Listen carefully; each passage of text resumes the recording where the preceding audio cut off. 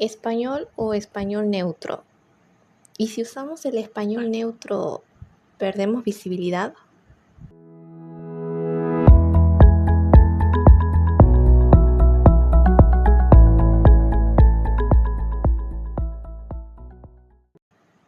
Hola chiquis, yo soy Ana María y te voy a estar acompañando en algunos ratitos de tu día para comentar, chismear y criticar acerca del mundo literario, de las películas, series y telenovelas, y quizás te cuente algún que otro story time.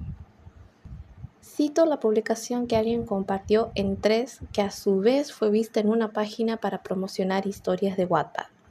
La publicación decía así: consejo de lectora: cuando escriban traten de hacerlo en español neutro y eviten modismos, para que personas de otros países puedan entenderlo. Si no lo hacen, se arruina la experiencia de lectura.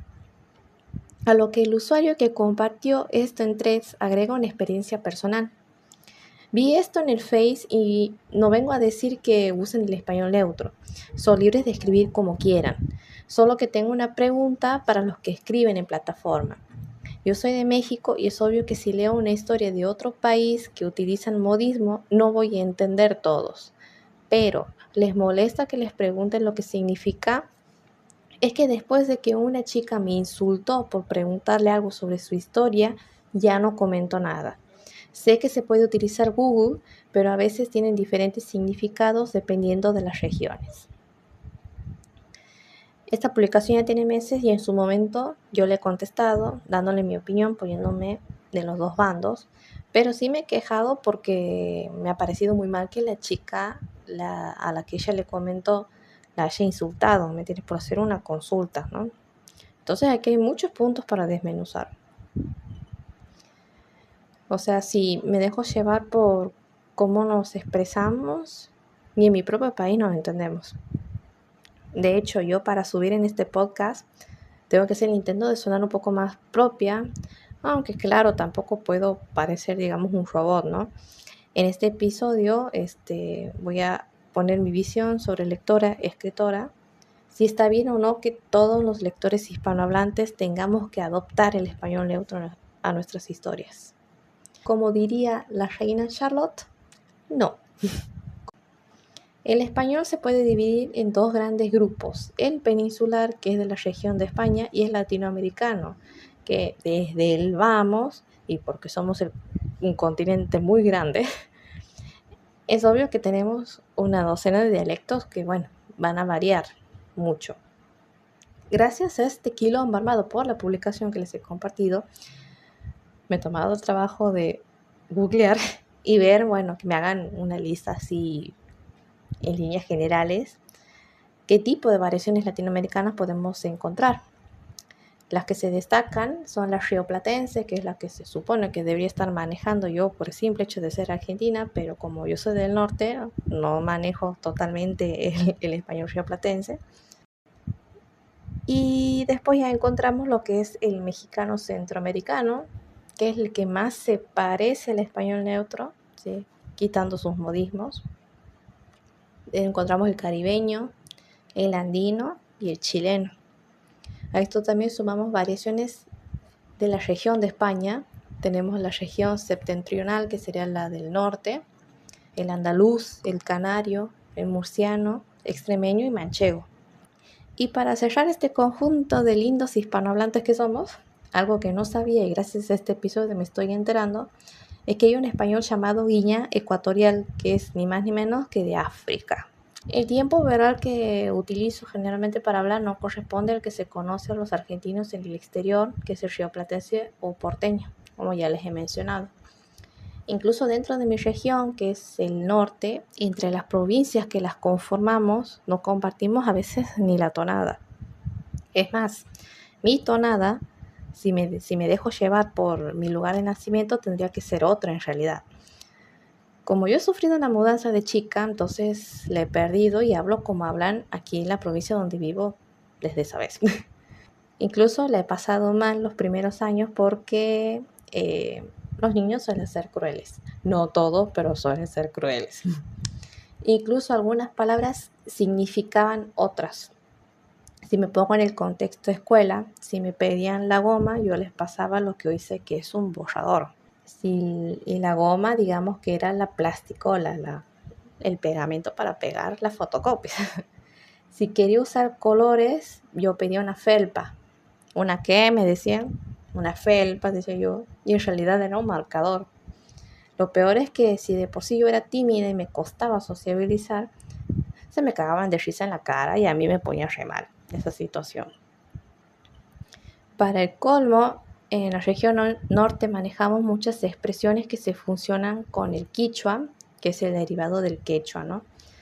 Algunas palabras sí, otras no, dependiendo de las provincias, pero digamos que más o menos por ahí vamos, ¿no? Aquí el temido bichito que se acercaba al borde de la pileta en verano era la avispa. Yo lo conocía como piji, por ejemplo.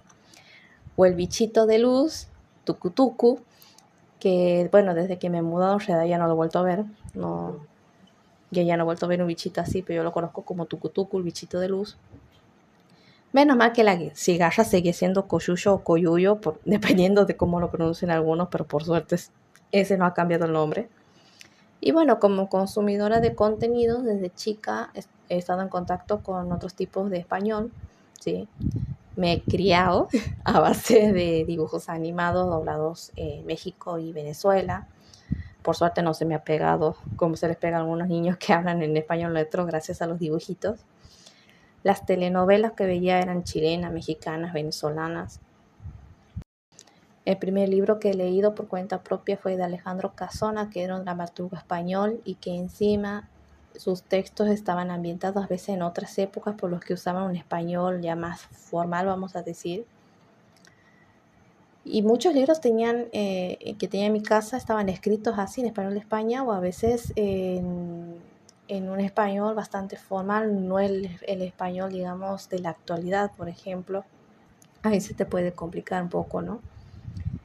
Las primeras historias que leí en Wattpad fueron de autoras españolas, por ejemplo. En BookNet he leído un libro ambientado en el Caribe y bueno, si bien me ha costado un poquito algunas palabras, sí me gustaba mucho el libro, pero bueno, no lo he podido terminar porque justo la autora ha pasado a ser autora paga, entonces ya no he podido continuar, pero al menos sí me ha gustado leer algo distinto realmente. Y así puedo seguir, ¿no? O sea, y ahora más que estamos en pleno auge de las plataformas de streaming, podemos conectar con otras producciones de otros países, ¿no? Sin ir más lejos. Hay muchas producciones españolas actualmente, colombianas, ahora, bueno, están mexicanas también. Entonces, digamos que se ha globalizado todavía más el hecho de compartir, digamos, historias por medio de estas plataformas, ya sea, como les digo, de streaming, de YouTube, de, bueno, plataformas literarias. Se ha hecho más fácil, ¿no?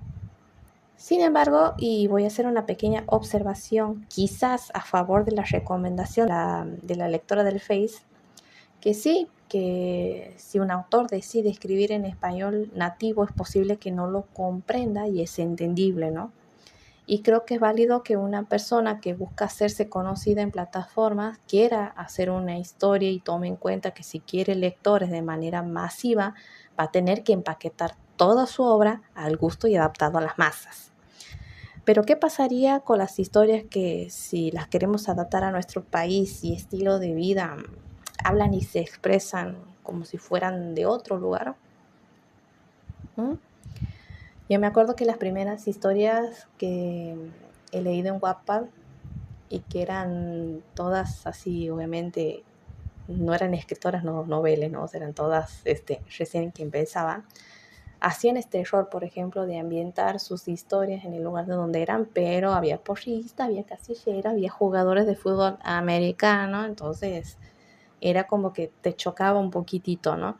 O sea, sí estaba todo muy bien de que estaban rompiendo, digamos, la timidez de escribir, de compartir, pero bueno, digamos que a la larga, si uno quiere, yo creo que profesionalizarse, o sea, decir de editar un texto, de publicarlo, obviamente va a estar un poco raro, ¿no? Ese texto. Pero para empezar estaba bien, digamos. Una vez una escritora ha recibido un mensaje de una lectora que estaba furiosa porque el protagonista se llamaba Carlos. El Carlos, que era todo un bad boy de clase alta, pero que en Latinoamérica no se llamaba como se llama generalmente los bad boys que seguramente ella habrá leído en algún otro lado. Una vez he leído un libro juvenil catalogado como fantasía ambientado en Argentina. Además de que yo no lo hubiera catalogado como fantasía en sí, porque lo más importante y lo que era fantasía literal ha pasado en las últimas 20 páginas. Lo cierto es que el libro hablaba de un grupo de amigas amiguísimas y de chicos, obviamente, porque era un libro para adolescentes. Pero toda la movida era muy americana, pero de Norteamérica. Era muy norteamericana. A menos que yo sea muy del interior de mi país, que en Capital Federal sea algo lo que se acerca a las pelis que veo en televisión y yo todavía no me he enterado, no sé. Ustedes me dirán si alguno de Buenos Aires me sacará, pero yo creo que ahí ha habido un pequeño problema, ¿no? Otra autora ha recibido una estrella porque su libro estaba escrito en español rioplatense. La frutillita del postre, o en este caso del comentario. La autora se había tomado el trabajo de poner una advertencia al principio del libro diciendo que la historia estaba ambientada en el país y que sus personajes iban a manejar ese tipo de español. Tengo pendiente un video de lectores de están leyendo pero no comprenden, o ven pero no leen, no sé, porque es un problema real, ¿no? Y hay muchos ejemplos que se pueden encontrar de esto en las redes sociales, pero eso va a ser tema para otro video. Centrándonos en el problema, creo que, bueno, me he ido un poco de tema, pero vuelvo a recalcar. Si quieres empaquetar tu obra para que sea conocida y masificada, adelante. Pero si está ambientada en una región en específico que no comparte la cultura o ese tipo de español, va a quedar medio raro. No sé, ¿qué piensan ustedes? Aspectos claves del español neutro frente al español regional en los libros según Google. El objetivo comercial. Este permite que la traducción sea en un solo texto para un mercado hispanohablante. O sea, lo que estábamos hablando, que es lo que la chica del Face quería, digamos, dejar en claro. O sea, si quieren, digamos, que los lean, mejor hagamos un solo español para todos y ya está. Artificialidad. Si juntamos 5 libros, por ejemplo, van a aparecer todos iguales. Es como yo miro estos cortitos que te aparecen en TikTok de esas historias que son súper tóxicas, que es más bien como que si fuera una plantilla y directamente cambia los nombres de los personajes, cambia las circunstancias, pero digamos que sigue siendo lo mismo, digamos. Traducción de libros. Esto, digamos que facilitaría la comprensión de textos, pero volveríamos a caer en el segundo punto de estos aspectos claves, que sería la artificialidad. O sea, sería más de lo mismo, digamos. Y las características, que sería cambiar el tiempo verbal empleado en España, por ejemplo, o algunas expresiones propias de algunos países, aunque seamos sinceros, ¿no? Ya con esto de la viralización y los memes, ya hasta los insultos se han expandido geográficamente. O sea, ahora estoy escuchando, por ejemplo, que algunos chicos en la calle aquí en mi región dicen chambear.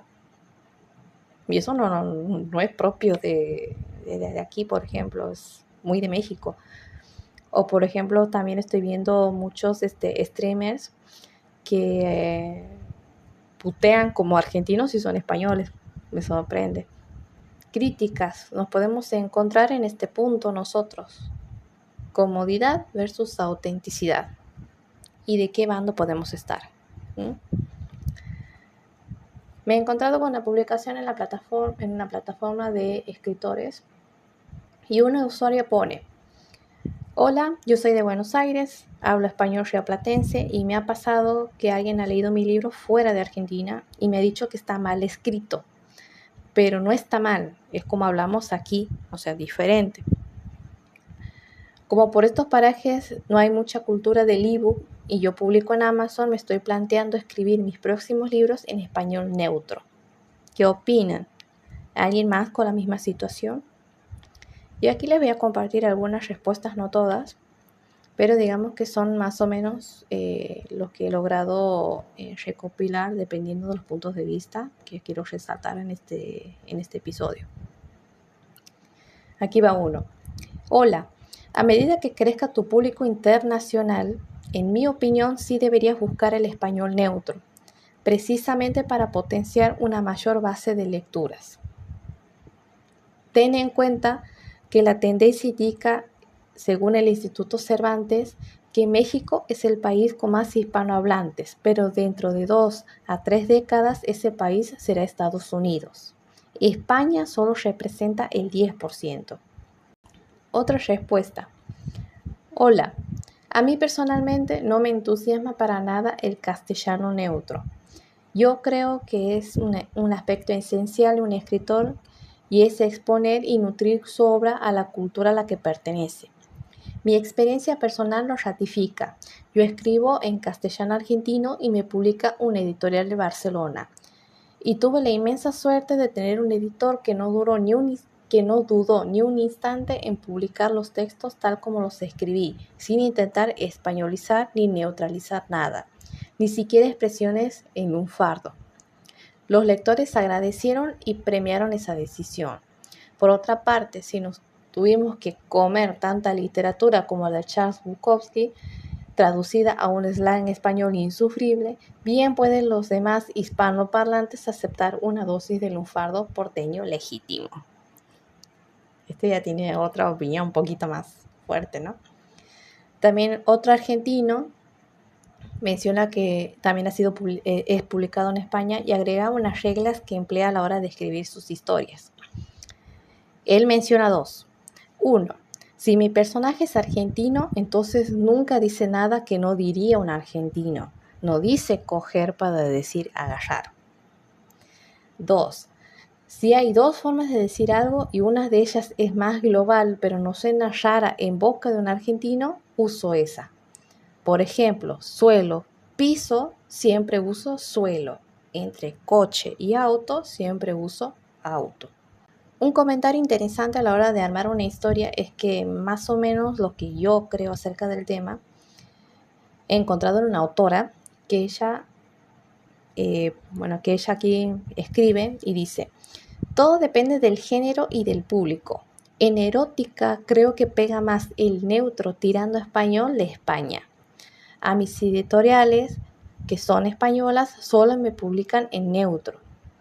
Pero entonces no puedo escribir historias que se desarrollan en Río de la Plata. Cuando escribo una historia de ese estilo, la autopublico. Y cuando escribo en neutro, también siento que no las puedo ubicar en ningún sitio conocido de España o América. Una autora uruguaya poniéndose la piel de una protagonista española perdería frescura en sus diálogos. Una vez lo solucioné haciendo que ella fuese una argentina que vivía en Barcelona y se esforzaba por hablar como ellos, con muchos fallos. Pero pensaba en argentino. Últimamente me decanté por inventar un país y varias ciudades, a lo que me permite ciertas licencias, como ponen más arriba un modo distinto con un toque de persona que a mí me resulta. Y aquí un último comentario para compartir, en este caso desde la mirada de un lector. En mi caso personal, si empiezo un libro y tiene demasiados giros locales, lo abandono. Leer para mí es un placer, no un esfuerzo. Entre el español neutro y un español con un montón de localismos hay muchos pasos intermedios. Hay libros en los que he disfrutado este tipo de expresiones locales, pero no eran muchas y las entendía fácilmente.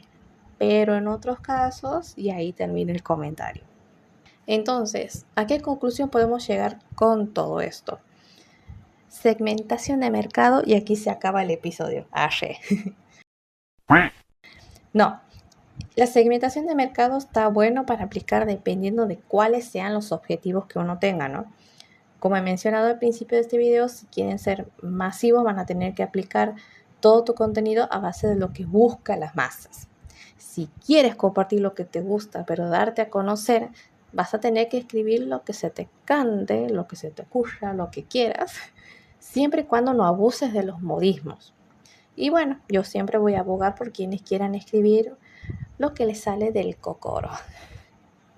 Si no saben lo que es cocoro, los mando a buscar en Google, su fuente de confianza. Personalmente, si voy a subir una historia, por ejemplo, el ambiente dentro de Argentina, los personajes que viven en ciudades y pueblos chicos, ¿sí? Yo más o menos me enfoco ahí. Es posible que así como hablo, yo voy a escribir los diálogos, pero generalmente no van a ser los que utilizan en esa zona, ¿no? Somos un país grande, 23 provincias y una ciudad autónoma, y les garantizo que no hay un solo español en Argentina, por más que crean que sí. Me puede pasar que quizás una persona que viva en otro país y al leer los diálogos me va a decir, aquí falta una coma, cuando en realidad no, porque así es como hablamos. Si no, digamos, no serían diálogos para mí, serían, o sea, si lo estoy ambientando en cierto contexto, en cierto lugar, no van a ser diálogos para mí más que diálogos vacíos, ¿no? O sea, cada uno va a saber sus objetivos y a qué mercado va a hacer sus historias, ¿no? Y más allá de eso, tengan en cuenta esto, que obviamente si son todavía personas que están empezando, no se dejen llevar por lo que dice una persona. Entonces tampoco sean como esta chica que, por ejemplo, la ha insultado a la que le ha preguntado porque no conocía esa cierta palabra, cierta expresión, ¿no? Sé que hay lectores pesados, escritores mal llevados, pero por favor, si es para mejorar y para conocer más del otro, o sea, no nos cuesta nada, digamos. O sea, tenemos que saber que el Internet es el Internet, es amplio y la verdad que es una herramienta tan poderosa que directamente no hay fronteras. Entonces, nos tiene que tocar ser un poquito más amables, ¿no creen? Ser más amables, contestar, sacar dudas. Y creo que ahí está parte de la riqueza también, ¿no? No solo es cultura, sino también un poquito humanitaria. Bueno, si les ha gustado, no olviden dejarme un like, un comentario, seguirme. Les dejo todas las redes sociales en la cajita de información y nos estamos oyendo.